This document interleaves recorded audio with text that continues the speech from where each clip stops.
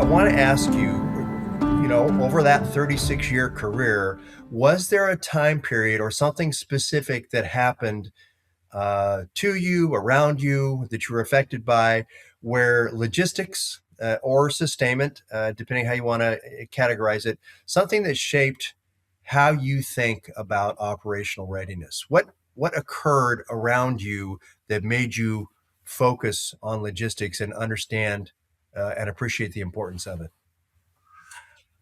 Well, you know, I word logistics, and I know there's doctrine around this and that kind of stuff. I think in the Air Force, our definition of logistics became a little muddied in the post Desert Storm drawdown and reorganization of the Air Force. So we combined squadrons, fuels, transportation, supply, log plans. We combined all these things into a squadron and called it a Logistics Readiness Squadron. Mm. But those are all different things, right? And then we put flight line maintenance in a thing that we called the logistics group. And the logistics group, the wing LG, if you will, we began to conflate logistics with flight line maintenance. And, while there are elements of logistics in there, it's really kind of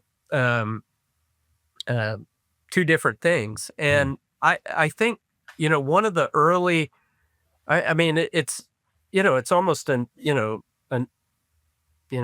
kidding Sherlock kind of thing. But this idea that ops and maintenance are two different things is really counterproductive. I Mm. mean, we are all part of the same team working on the mission together, but we see it from two different perspectives. I mean, folks in the ops community tend to think about, the in-flight portion of the mission, and the folks in the maintenance organization think that the on-the-ground generating sorties portion of the mission. But at the end of the day, these two things are inseparable. And so, kind of the aha moment that I had fairly early in my career, and again, it was thanks to a lot of great aircraft maintainers, whether it was staff sergeants and tech sergeants like um, Mitch Bevins and Petey Carbine and guys like that taught me how important their portion of the mission was, and frankly, they made an effort to understand how important my part of the mission was, Sure. and it was that mutual understanding that made such a difference. And I mean, the fact that I can remember the names of crew chiefs, close to 40 years after the last time, they ever generated a sortie for me, tells you something about the impact that those NCOs had on me. And then my officer counterparts over the years, we mentioned some of them. Wes Norris and I were lieutenants together. We were squadron commanders together. We were group commanders together.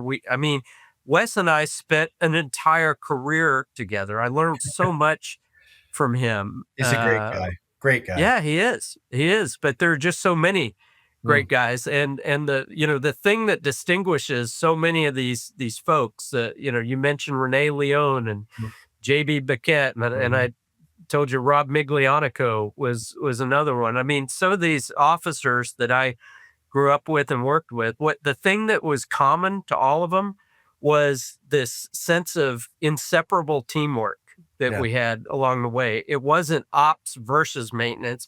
It wasn't even ops or maintenance. It was always the two together. So I benefited from being around a lot of really, really great logisticians over the years.